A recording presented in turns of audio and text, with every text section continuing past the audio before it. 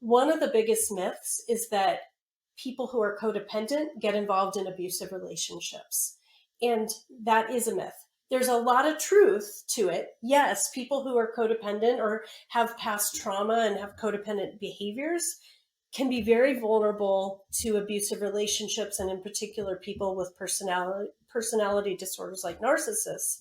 However, there's been research done by a woman named Sandra Brown, and what she found is that the majority of, and her research was on women only, so the majority of women that end up in these relationships with someone with a personality disorder actually do not have traits of codependency, nor do they come from significant trauma backgrounds.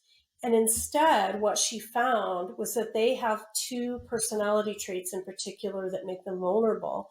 And those traits are agreeableness and conscientiousness.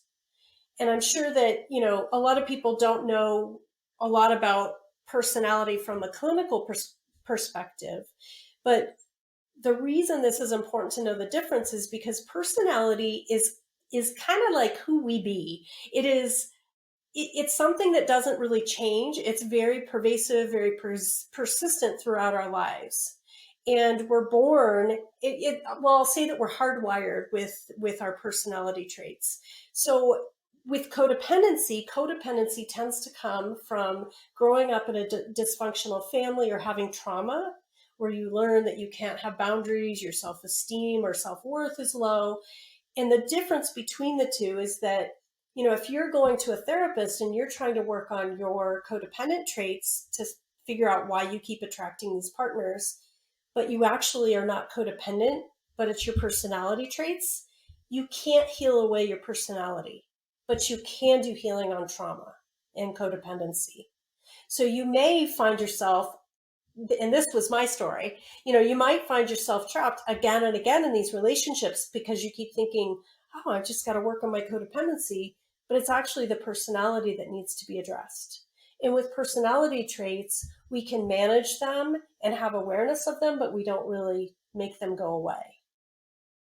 So I want to say a little bit more about those two traits because it's really important for people to know this. So agreeableness is the trait that we like to think of as the trait that gets you involved with these relationships in the first place.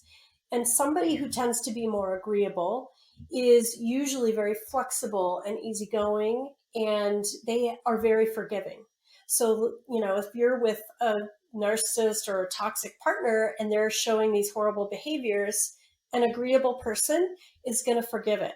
They're going to say, oh, I'm going to give you a second chance and a third chance and a 10th chance, and they tend to kind of have a lot of empathy and compassion for somebody and can see, a lot of people see kind of that wounded side of a narcissist and feel bad for them.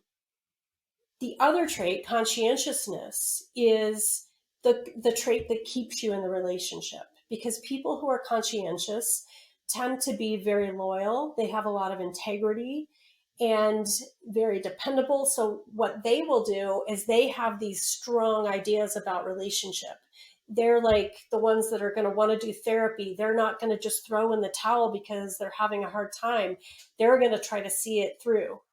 And so when you're trying to do that and you're with a narcissist who is likely not going to get any better, you can stay in these relationships for a really long time.